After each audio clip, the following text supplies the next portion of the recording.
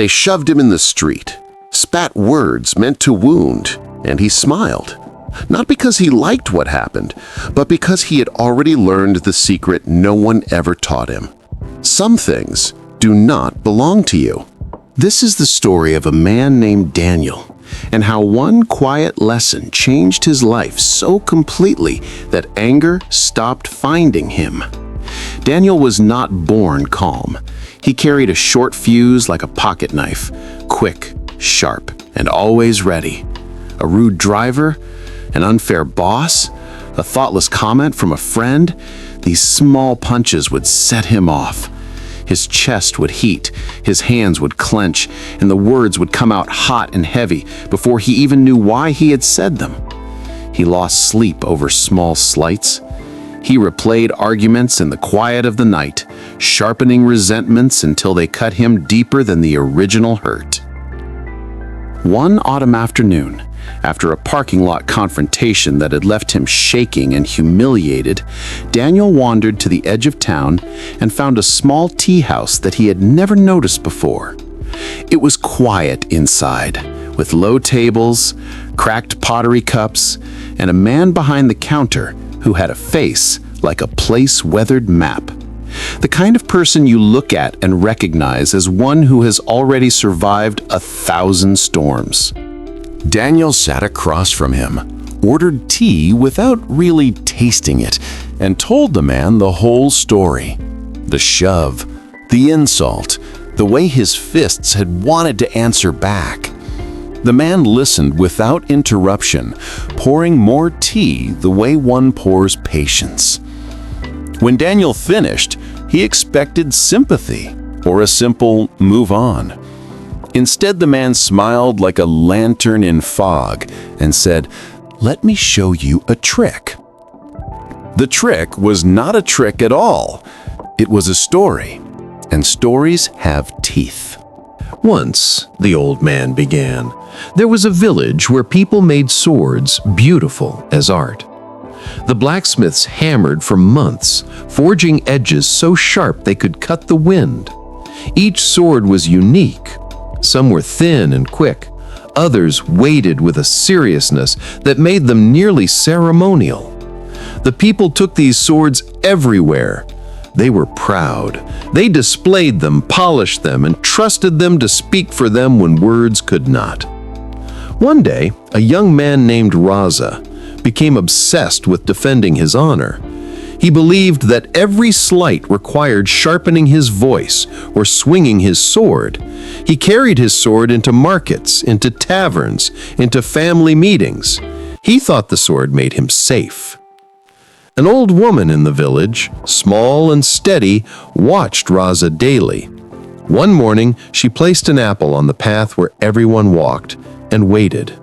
Raza came by, saw the apple, and, because a dog had earlier torn at his shoelace, he cursed the dog, hit the apple with the sword, and cut it into halves with a proud clang. The crowd cheered. He felt powerful.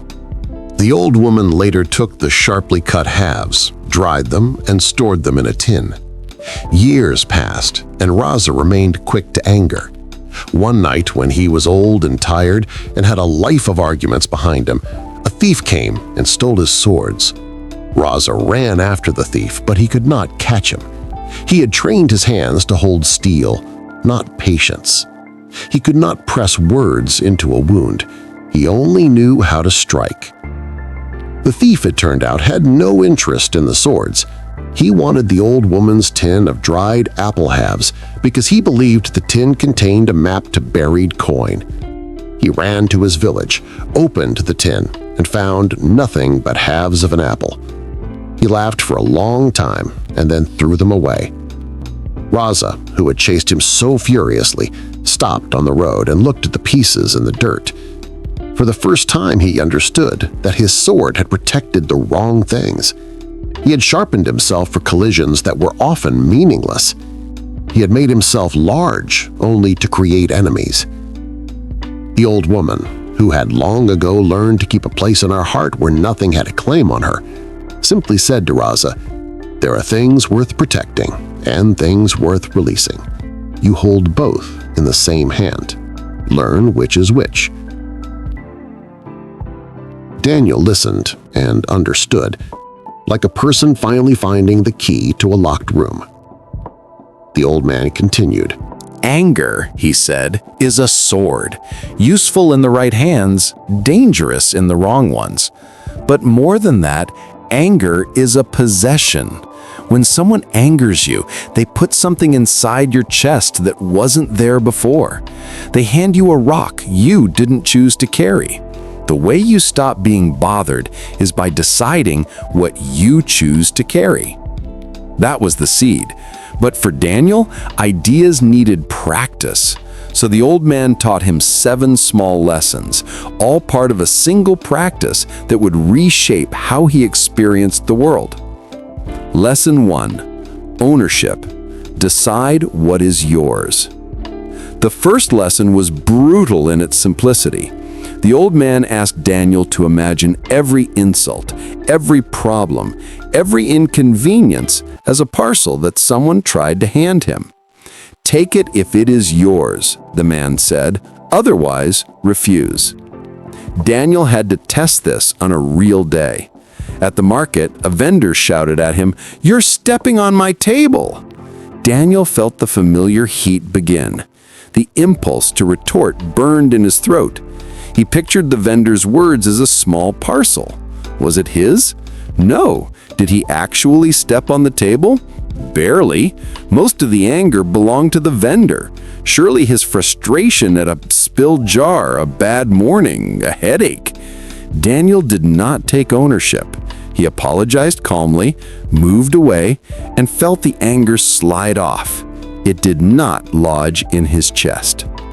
This wasn't about being passive. It was about clear accounting. When someone insults you, ask, "Is this mine to carry?" You'll discover often it's not. Lesson 2. The pause. Create the gap. For the next exercise, the old man taught him to breathe, not for meditation at first, but to create a pause the moment anger stirred. Even 2 seconds of nothing can be enough to change an entire life. In the pause, impulses become visible. In the pause, stories have a chance to be stopped. A day later, Daniel's boss berated him in front of the team. 100 words of shame would have spilled out, and Daniel's old self would have matched fire with fire. Instead, he inhaled. 2 seconds. He remembered the pause. The need to answer, to be right, was still there, but so was the clarity of the moment. He chose his response, measured, asking for specifics. The boss sputtered. The team saw Daniel as steady. Inside, the old ache of vindication was left untouched. Lesson 3. Reframe. Change the meaning. The old man explained that human beings make up stories to fit the world. Someone calls you arrogant, he said. You can accept the label, or you can rewrite the script. Daniel learned to ask, what story is this person telling about themselves? Often, the label carried as much about the speaker as it did about the target. When a neighbor accused him of being distant, Daniel chose a different frame. Instead of internalizing, "I'm cold," he thought, "This neighbor is struggling with closeness, and they see absence as rejection." The agitating story no longer fit, and the heat subsided. Reframing is not lying to yourself. It's choosing a less harmful explanation that frees you from a needless fight. Lesson 4. Curiosity. Explore before you explode. Daniel was taught to ask questions, not to defend, but to understand. A curious mind is an immune system for anger. When someone slings accusations, the first instinct is to answer. The better instinct is to inquire.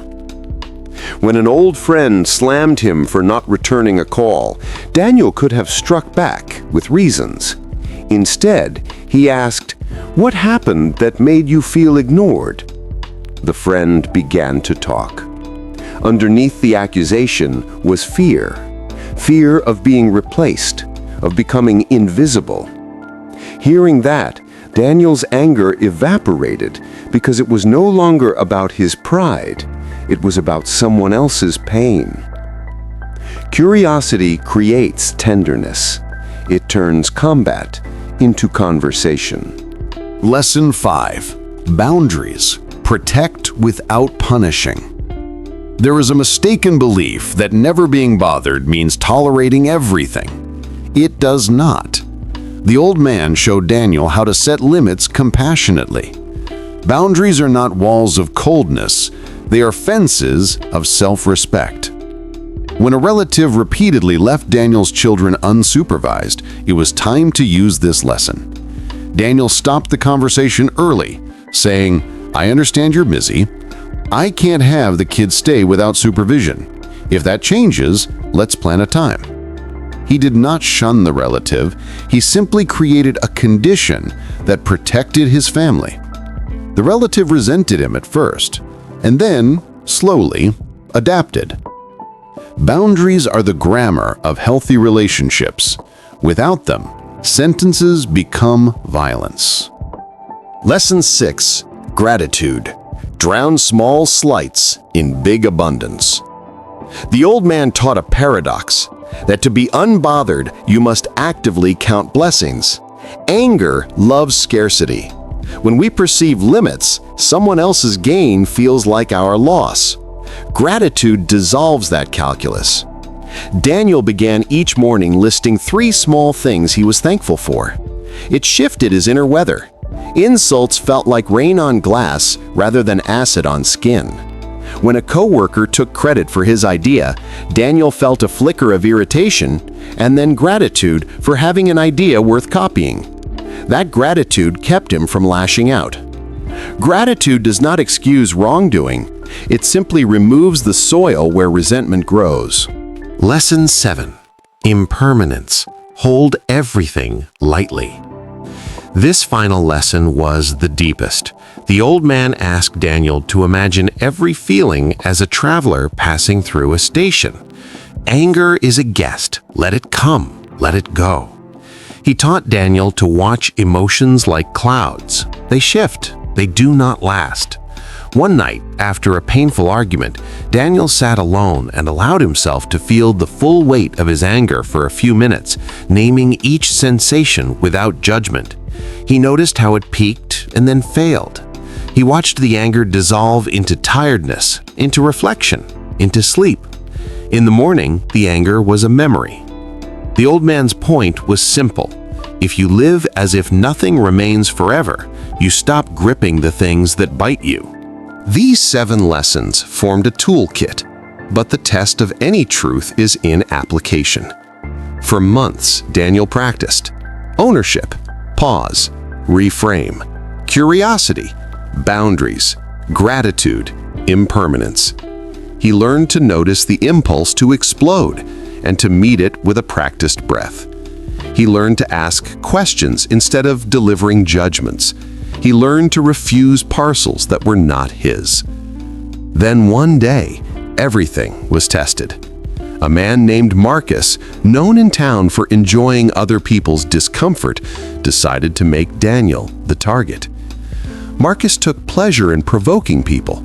He followed with smart insults, public humiliation, and sly comments designed to make blood rise. He called Daniel names in crowded places.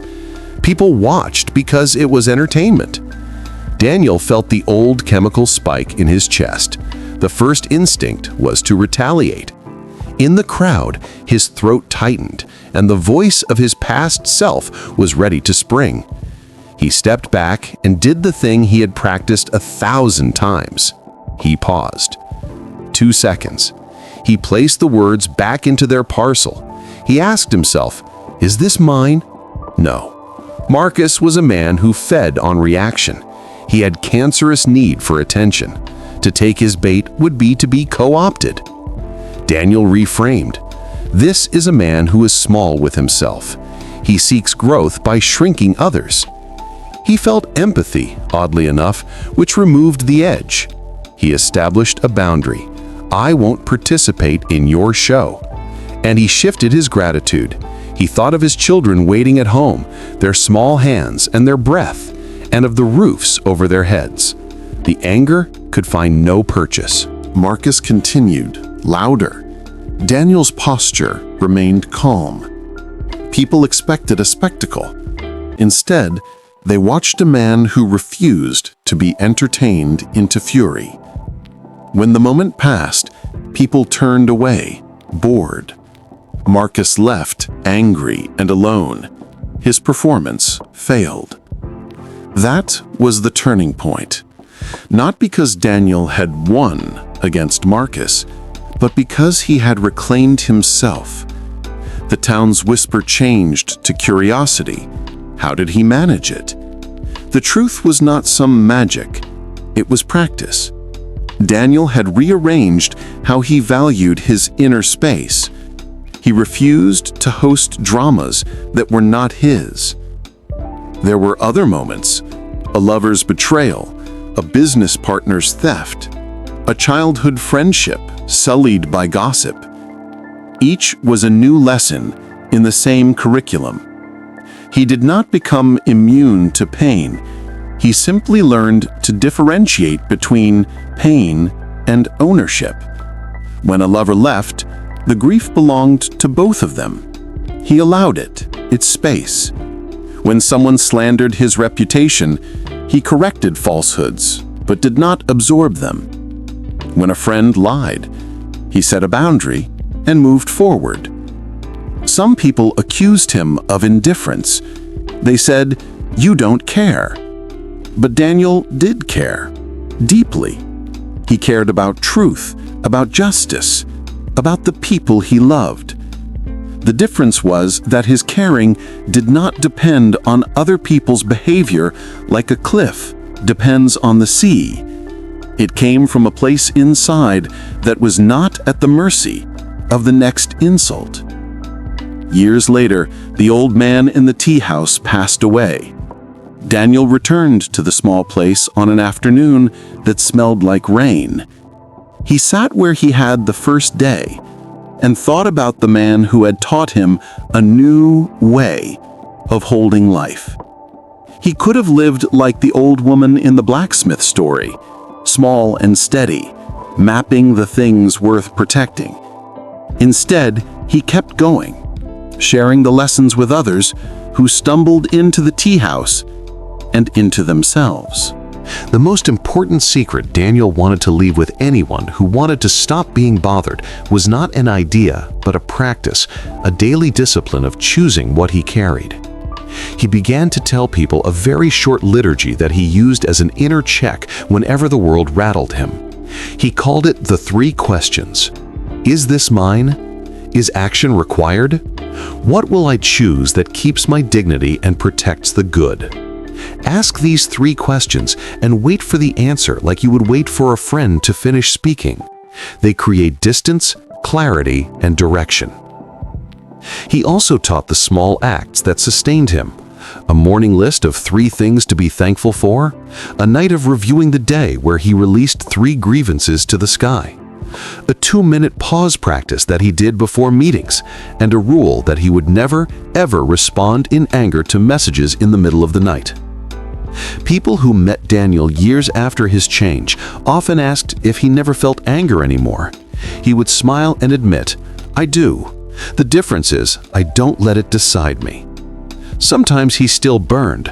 Sometimes old memories flared like coals, but he handled those fires differently.